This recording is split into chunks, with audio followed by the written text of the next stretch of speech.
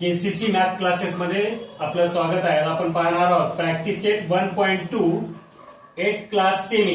त्यामध्ये question first आहे, compare the following numbers. खाली काही नंबर दिलेले आहेत ते कम्पेअर करायचे. लहान आहेत का मोठे आहेत ते आपल्याला सांगायचे. कोणती संख्या त्यात लहान आहे, कोणती संख्या मोठी आहे ते आपल्याला सांगायचे. तिथे क्वेश्चन नंबर फर्स्ट त्यामधला फर्स्ट दिलेला आहे -7 -2. या दोघांपैकी कोणती संख्या लहान आणि कोणती संख्या मोठी आपल्याला सांगायची. If A and B are positive numbers such that A is greater than B. म्हणा जर A आणि B हे जर पॉझिटिव्ह नंबर्स असतील आणि त्याच्यामध्ये A हा B पेक्षा मोठा असेल, then -A is greater than -B. म्हणजे B पेक्षा ही A लहान आहे. जेव्हा मायनस असते तेव्हा A जेव्हा प्लस असते तेव्हा A मोठा असतो, जेव्हा मायनस असतं तेव्हा B मोठा असतो. ध्यान ठेवायचं. A and B are positive numbers असतील तर A हा B पेक्षा मोठा असतो, पण जेव्हा तेच नंबर जर निगेटिव्ह असतील तर मायनस म्हणजे त्याच्या विरुद्धार्थी -A हा B पेक्षा लहान आहे. असंच त्यापुढे इथं संख्या दिली आहे हिअर 7 इज ग्रेटर दॅन 2. त्याचं उत्तर आहे. तर आपल्याला इथं मायनस काय करायचे, -7 is greater than is less than -2. म्हणजे -2 हा त्यापेक्षा मोठा आहे. फक्त ध्यान काय ठेवायचे, आपण ध्यानात काय ठेवायचे आहे, ए आणि बी जर पॉझिटिव्ह असतील तर ए हा बी पेक्षा मोठा आहे. ते जर ती संख्या निगेटिव्ह असतील, सेम संख्या जर निगेटिव्ह असतील तर ते संख्या अपोजिट असतील. ए हा बी पेक्षा लहान असेल. याचं पहिल्याचं उत्तर झालेलं आहे. सेकंड आहे 0, -9/5. आता एखाद्या संख्या रेषेवर आपण -9/5 ही संख्या मायनस साईडला म्हणजे लेफ्ट साईडला येते, म्हणून इथं on a number line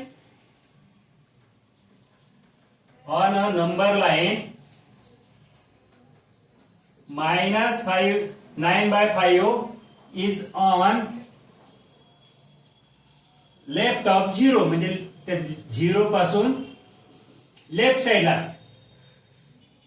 left साईडच्या ज्या संख्या असतात त्या नंबर लाईनवर त्या सर्व संख्या 0 पेक्षा लहान असतात. म्हणून therefore -9/5 इज लेस दॅन 0. म्हणजे त्यापेक्षा 0 मोठा आहे, greater than 0. That is 0 is greater than -9/5. म्हणजे कोणतीही मायनस संख्या असेल, निगेटिव्ह संख्या असेल, ती संख्या 0 पेक्षा लहानच असणार आहे. म्हणून आपण इथं 9/5 हा 0 पेक्षा लहान आहे, म्हणजे 0 त्या 9/5 -9/5 पेक्षा लहान आहे असं दाखवेल. नेक्स्ट तिसरा त्यातला, कधीही मायनस संख्या ही 0 पेक्षा लहान असते. जेव्हा आपण एखादी नंबर लाईन काढतो ते नंबर लाईन 0 पासून स्टार्ट होते. 0 पासून प्लस साईडला 1 2 3 4 5 6 असं जाणार आणि तिकडे लेफ्ट साईडला -1 -2 या प्रकारे जाणार. तिसऱ्या याच्यामध्ये 8/7, 0. आता 8/7 याला सांगायचे आपण on a number line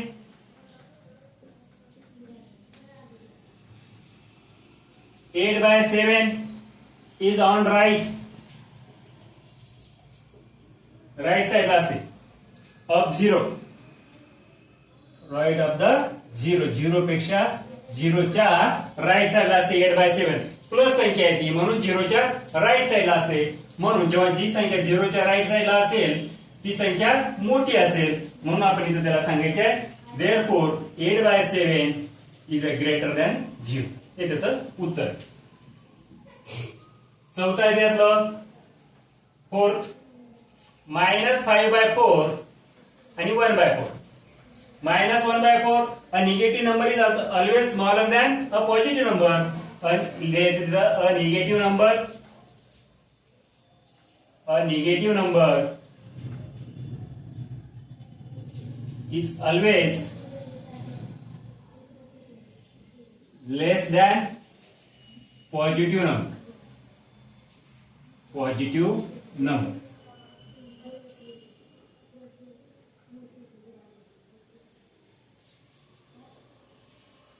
negative number हा निगेटिव्ह संख्या ही कधी त्या पॉझिटिव्ह संख्येपेक्षा लहान असते असं आपण त्यामध्ये एक लाईन लिहिलेली आहे आणि आपण तिथे त्याला उत्तरामध्ये लिहिले देअरफॉर उत्तरामध्ये -π/4 इज लेस दॅन 1/4 हे फोर्थ झालं. नेक्स्ट या fifth.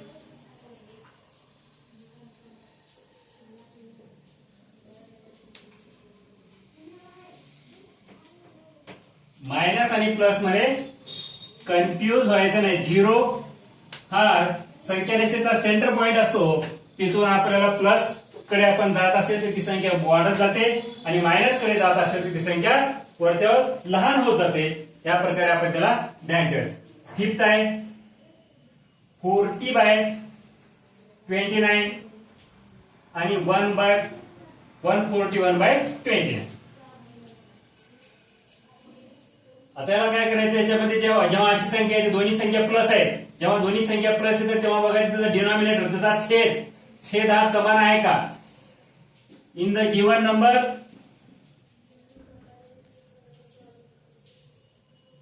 the denominator is same.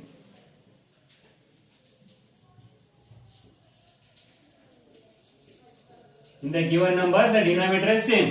जेव्हा त्याचा डिनॉमिनेटर सेम असतो मग संख्या जे वरची संख्या ज्याचा अंश मोठा ज्याचा न्यूमरेटर मोठा ती संख्या मोठी असते. म्हणून therefore 40/29 is less than 141/29.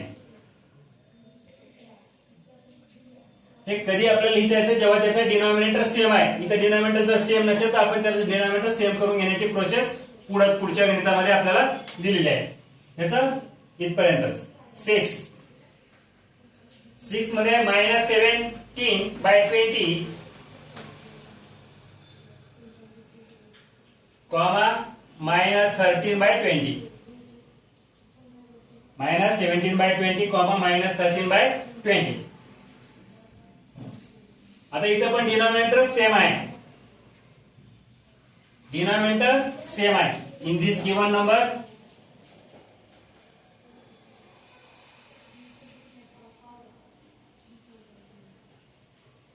Denominator is same. हे वाक्य प्रत्येक वेळेस लिहायचं.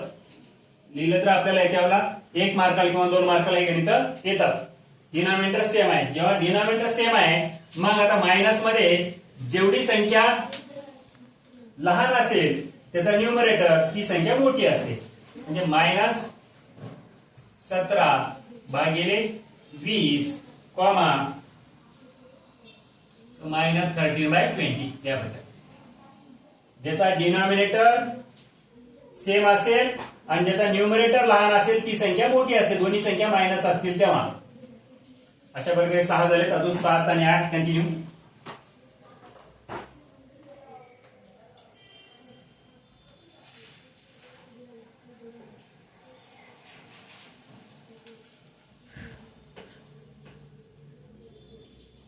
त्यामधला 7 आहे 15/12 कॉमा 7/16. आता इथं डिनॉमिनेटर सेम नाही. डिनॉमिनेटर सेम नसल्यामुळे आपल्याला काय करावं लागतं, याची डिनॉमिनेटर पहिले सेम करून घ्यावं लागतं. डिनॉमिनेटर सेम करण्यासाठी आपल्याला मल्टिप्लाय करून घ्यावं लागतं. ही संख्या एक संख्या घ्यायची 15/12 त्याला त्या 16 न मल्टिप्लाय करायचं. त्याच्या डिनॉमिनेटर आणि न्यूमरेटर दोन्हीला मल्टिप्लाय करायचं. 15 गुणिले 16 बाजूला करून घ्या. त्याचा मल्टिप्लाय 16×85 0.8 16 16×8 240 16 गुणिले 12 12×5 60 12×7 7 9 190 एक झालं. आता ह्या संख्येला त्या 12 ने मल्टिप्लाय करा. 7/16 याला याचं डिनॉमिनेटर घेऊन मल्टिप्लाय करायचं. 22×84 84 आणि 16 गुणिले 12 खाली तेवढे 190. आता इथं दोन संख्या आपल्याला नवीन संख्या मिळालेल्या आहेत. या दोन संख्या सेम आहेत 240 192 आणि दुसरी संख्या आहे 84 192. आता याच्यामध्ये जेव्हा इथं याचे डिनॉमिनेटर सेम आहे, जी संख्या ज्याचा न्यूमरेटर मोठा असेल त्याकडे आपण त्या साइनचा हे करायचं. Therefore 240 divided by 192 is greater than 84 by 190. म्हणजेच 15/12 ही मोठी आहे 7/16 पेक्षा. असे थोडं गणित मोठं आहे. जेव्हा डिनॉमिनेटर त्याचं सेम नसते तेव्हा आपल्याला डिनॉमिनेटर सेम करून घ्यावं लागतंय. त्याचा मल्टिप्लाय करून आपण डिनॉमिनेटर सेम करून घ्यायचं. डिनॉमिनेटर सेम झाल्यावर मग कोणती संख्या मोठी आणि कोणती संख्या लहान आहे आपल्याला कळून येईल. 8 त्यातला 8वा.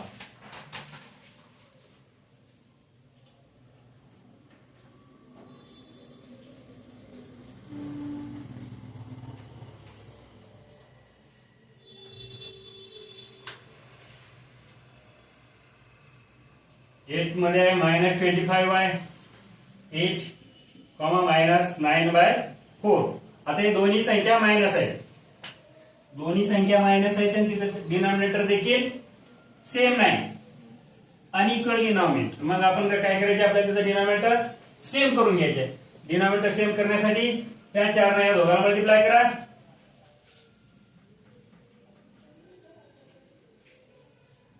25 चौक 100, 100/8 चौक 32. फर्स्ट संख्या त्यात. दुसरी संख्या त्या -9 ला 9/4 ला 8 ने मल्टिप्लाय करा. 9 8 72, 8 चौक 32. आता डिनॉमिनेटर सेम झालं. हे पण मायनस आहे संख्या. आता लिहून घ्या 100 divided by 32, -70/72/32. आता दोन संख्या तयार झाल्या. मग याच्यातली कोणती संख्या मोठी आणि कोणती संख्या लहान आहे आपल्याला त्यात आता ठरवायचे. तर ही 32 आहे तर 32. आता जी संख्या आपण बघतो जी 0 पासून स्टार्ट होता ना, 0 पासून जेव्हा स्टार्ट होते -1 -2 -3, तर सर्वात पहिले आपल्याला ही भेटेल, मग ही भेटेल. जेवढी संख्या मायनस मध्ये जी संख्या मोठी असते ती संख्या लहान असते. याच पद्धतीने आपण त्याला साइन देऊन टाकायचे. तर कोणती संख्या मोठी आहे, मग ही संख्या मोठी आहे. -72/32 ही संख्या 100 पेक्षा मोठी आहे. 9th आहे त्यामध्ये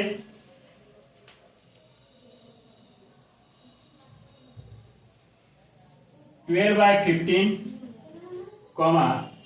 3/5. आता इथं पण डिनॉमिनेटर सेम नाही. इथं पण त्याचं मल्टिप्लाय क्रॉस मल्टिप्लिकेशन करून घ्यायच्या. 5 ने 12, 15 5 ला अजून 12 पंचे 7, 15 पंचे 75. एक संख्या तयार झाली. दुसरी संख्या 3/5 ला या 15 ने मल्टिप्लाय करायचं. 45/75.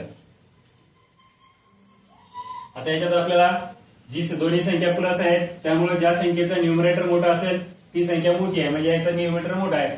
60/75 ही संख्या 45/75 पेक्षा मोठी आहे. उत्तरामध्ये लिहायचं 12/15 इज ग्रेटर दॅन 3/5 असं आपल्या त्या उत्तरामध्ये. लास्ट आहे या प्रॅक्टिस सेट 1.2 मधील शेवटचा गणित 10वा गणित.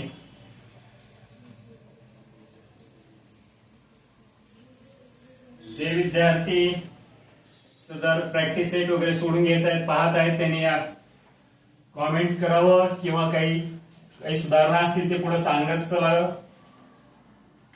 या पद्धतीनं कोणतं प्रॅक्टिस सेट वगैरे जर आपल्याला पुढचं येत नसेल, कोणतं प्रॅक्टिस सेट अवघड असेल तर कॉमेंट मध्ये सांगा. मी त्या प्रॅक्टिस सेटवर नवीन व्हिडिओ तुम्हाला बनवून देतो.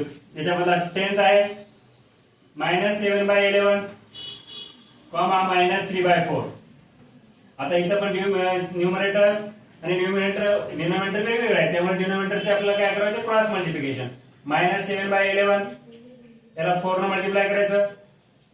7 चौक 28, 11 चौक 44, 44. आता या -3/4 ला